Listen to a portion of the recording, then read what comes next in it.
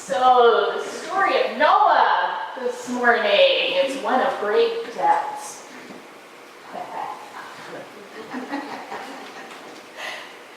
Seriously, it is a covenant story again.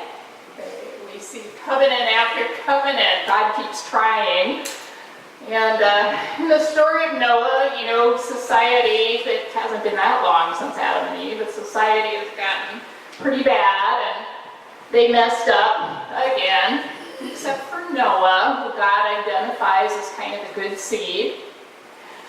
So Noah gets to pack his family and lots of animals into a saving kind of vessel and gets thrown into the deep and propelled across the deep by the holy breath and finally lands, as we learned this morning, on Mount Ararat and comes to a place of resting at that place where he jumps out, and first thing he does, anyone remember? He plants a vineyard. There's the story of Noah in a couple words.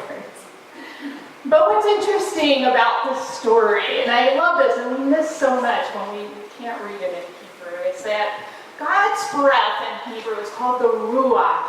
It's kind of a breathy word, ruach. Right? That's the same breath that moved across the deep in creation. The ruach is what we know as the breath, the Holy Spirit, the voice of God. Well, Noah's name in Hebrew is Nuach. Nuach. And Nuach means to come into a resting place.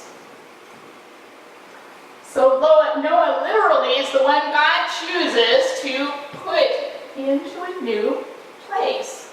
But not just a resting place, but a place of rest. Okay? And that's what we learned from Hebrews this morning. So God takes him and he puts him not just literally in an ark, bringing him to Ararat. And Ararat, by the way, in Hebrew means the curse has been lifted. But it is a story of the heart. It's a story in which Noah gets to be the one who starts again. It's a story of new beginnings. And just like with Abraham, God gives him the same command. Go out, be fruitful, multiply throughout the land, bear fruit to all generations, plant vineyards everywhere. Now, part of that is literal, just like the ark. Part of that is metaphorical. Because yes, if you have a lot of babies, you'll get a lot of people, but not just any people, God-worshiping people. Right? It doesn't do good to have a lot of people if they're not worshiping God. That kind of defeats the whole purpose of the covenant. But you are to multiply the covenant. Multiply relationship with God. So when you have all those people around the earth, what you're doing is you're creating a huge people of God. That's what it meant. Create a whole world that worships God. That's the command that God gives with each covenant in Genesis. And he just keeps trying. Well, this morning we hear something again in Jesus' words. He stands there with his disciples, goes up a mountain. Everything important happens on a mountain. And he says, go, make disciples of all people everywhere. Teach them, baptize them in the way. So what's he saying? Same thing. He just kind of reworded it for first century people. Because they were a different kind of people than the people that God spoke to in Noah's day. But it's the same message. Go out. Plant vineyards. Plant the word of God within people. Teach them. Make disciples. create a people that worships God. That's Jesus' commission to us as disciples. And he says, along with that, I can give you the power to heal and to create peace within people because I have the authority. Jesus has the authority of God, that authority to give rest. What does he say? Those who have heavy burdens, I will give you rest. Jesus speaks with the authority of God. It's just yet one more pointer in the gospel that shows us that Jesus has that divine authority of God. Jesus and God are one and the same. And this is like almost a storybook picture of Jesus standing up there, just like God did. God stands on Mount Ararat. You can kind of picture it with Noah surveying the whole land, saying, go and make disciples of all people. Plant vineyards. Multiply the message of God. And Jesus stands up on that same similar mountain and he looks out there with his disciples. Make disciples of all those people. Everybody out there that you can. Teach them. Help them. Heal them. Create in them the rest. Because ultimately, that's what God brings in covenant. That's the nuach. So nuach isn't just coming to a new place on a mountain, but nuach is coming to a new place in your heart. You know, when Jesus goes out in the boat with his disciples in the midst of the storm, he climbs in the boat, and all of a sudden there's rest.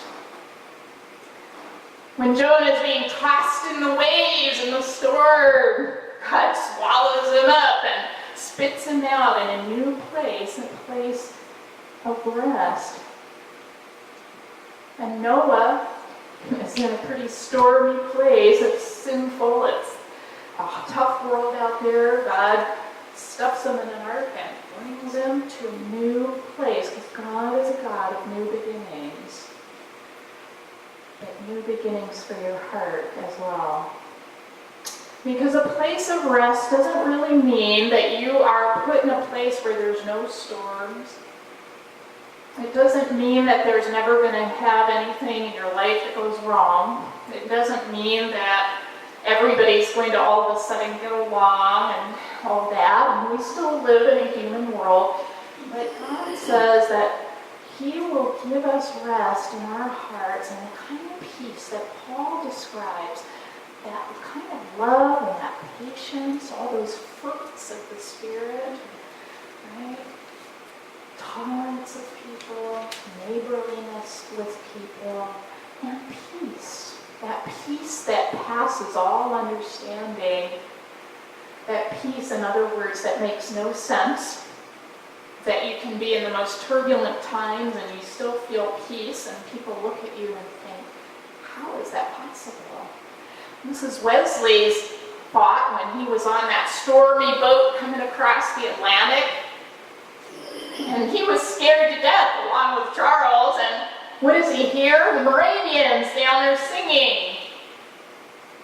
And he's like, how can they be so at peace? He learned later because Jesus was in their hearts. Jesus is their nuach, their place of rest. And so as we come today to our Holy Communion, we come to a place where we commune with Jesus in a way that gives us a place of rest. Because right now we're in a place in our lives, and even in our church right now, where we're contemplating turmoil. And we don't know what it's going to be like. And we don't know if we want to go out there because there's a lot of rough seas and there's a lot of stuff that we don't like going on. But God gives us that sense of peace.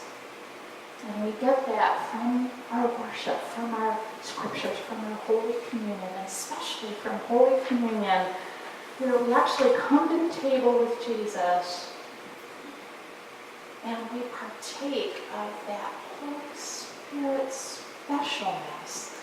Jesus comes into our hearts. It's a time when we're really open and we receive him, and he gives us this uncanny peace, this uncanny kind of rest that you can't describe and you can't explain, except it's an assurance and a confidence that allows us to go into really tough places and to do the work of God and to plant vineyards and to plant the seeds of the gospel.